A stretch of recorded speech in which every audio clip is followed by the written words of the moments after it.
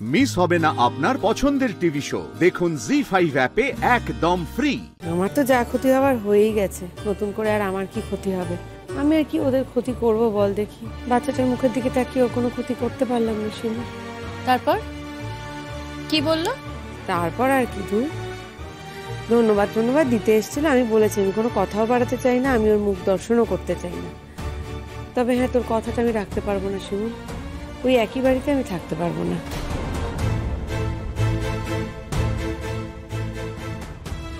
মানে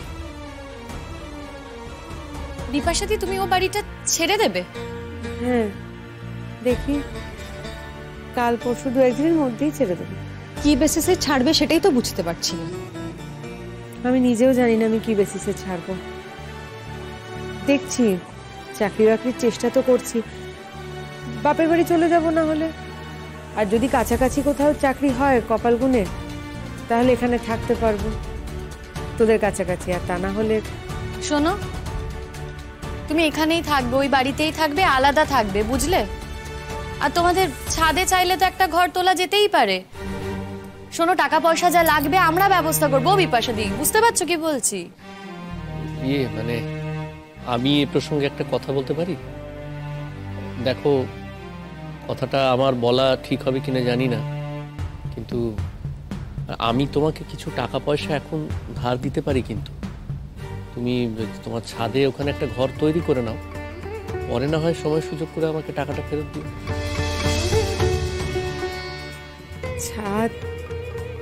ছাদে আবার ঘর তোলা ওসব কোনো বিষয় নয় গো পরাগ। আসলে কি বাড়িটাতেই আর থাকতে চাইছি না গো। যতই হোক যেমনই হোক, এত বছরের সংসার তো,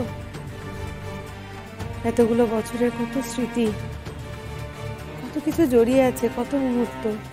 আর সেই একই বাড়িতে আমারই চোখের সামনে আমারই স্বামীকে নিয়ে অন্য একজন কেউ সংসার করবে, এটা আর মানতে পারবো না।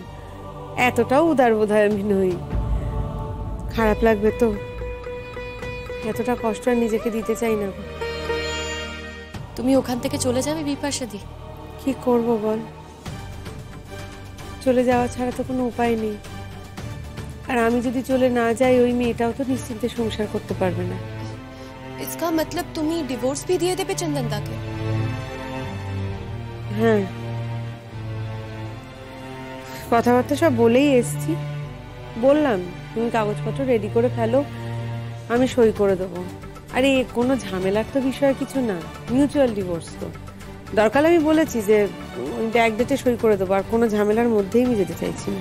বাহ, খুব ভালো তো বিপাশাদি। তার মানে তুমি সমস্ত ব্যবস্থা করে রেখেছো যাতে অপরাধী শাস্তি না পায়। আমি একটা কথা বলি শিমুল, শাস্তির কথা বলছো তো, সবাই তো শাস্তিটা সেইভাবে দিতে পারে না। পারে না বললে তো হয় না, শাস্তি তো পাওয়া উচিত। তুমি জানো এই কারণে আমরা কত ফাইট করেছি। উচিত তো নিশ্চয়ই উচিত, কিন্তু সবাই কি সেটা করতে পারে? তুমি কি পেরেছো?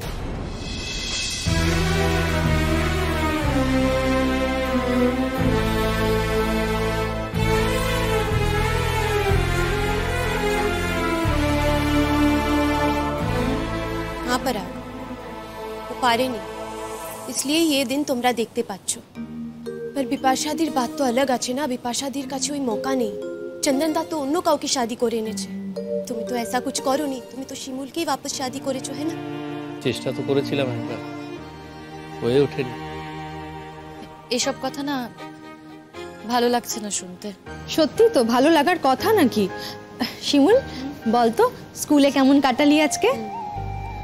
স্কুলে শুরুতে একটু বেগ পেতে হয়েছিল, কিন্তু পরে উইন ওভার করেছি। যাক, খুব ভালো। আচ্ছা শিমুল, তোমাকে একটা কথা জিজ্ঞেস করি।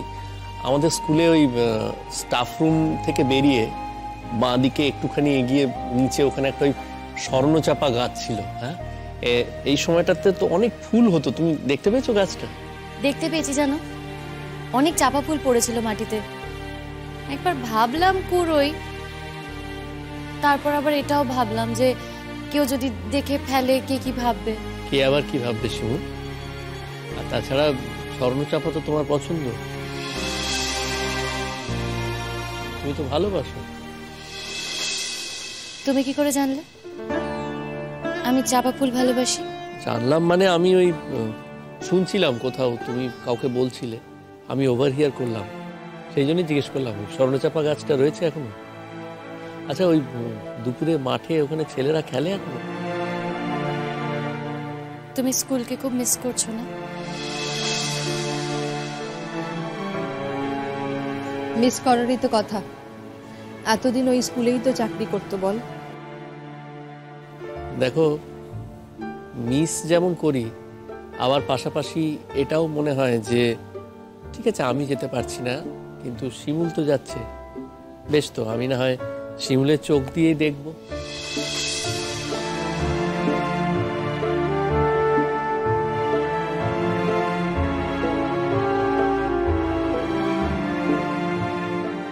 ও বাবা, ভালো হয়ে যাবি বাবা, তুই ভালো হয়ে যাবি, দেখিস আমি তোকে বলছি তুই ভালো হয়ে যাবি। তারপর না তুই আর একটা জায়গায় কোথাও একটা কাজ টাজ খুঁজে নিবি। হ্যাঁ, ভালোই তো হবে, তোরা দুইজনে মিলে চাকরি করবি, ব্যাস সংসারে অনেক টাকা আসবে, তো কোনো অভাব থাকবে না বাবা, দেখিস কোনো অভাব থাকবে না আমাদের।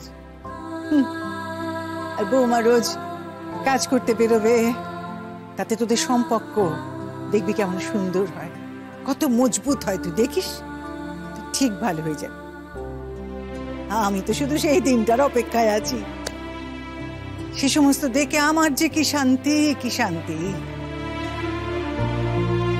দেখা যাক মা কি হয়, আগে তো আমি ভালো হই, যদিও সেটার আশা খুবই কম, শিমুল জানে সবটাই। সব সময় কেন বলো তো, এক কথা বলো, সব সময় এক কথা বলো না। আশাটাকে না বাড়াতে জানতে হয়, আর এই আশা কি করে বাড়ানো যায় সেটা আমি খুব ভালো করেই জানি। দেখো হাতে টাকা পয়সা কিছু ছিল না, কিন্তু এখন তো আমি কাজ করছি, হাতে টাকাও থাকবে, তাই ভালো করে ট্রিটমেন্টও করানো যাবে। টাকা যখন হাতে আসছে তখন তো নিশ্চয়তা আছে, তাই না? ঠিকই তো, ও তো আগেই বলেছিল পরাগ যে তোমার ট্রিটমেন্ট করিয়ে তোমাকে সুস্থ করে তুলবে। সে তো অনেক টাকার ব্যাপার।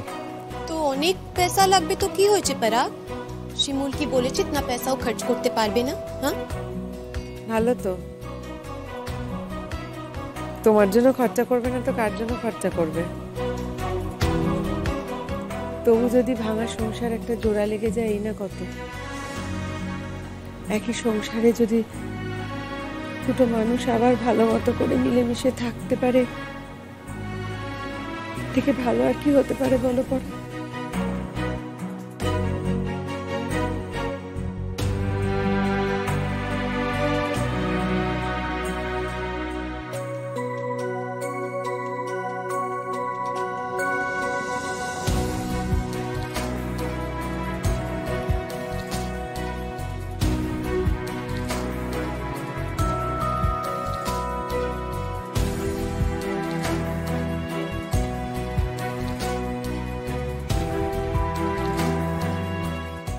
জি5 ডাউনলোড করুন আর সব এপিসোড দেখুন একদম ফ্রি।